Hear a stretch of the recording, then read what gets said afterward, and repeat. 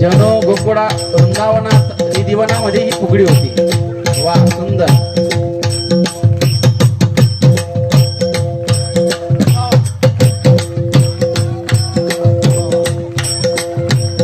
एका तालात टाळ्या। वा क्या बात आहे।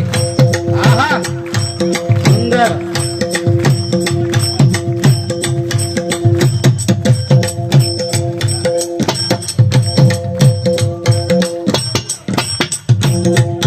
क्या बात है।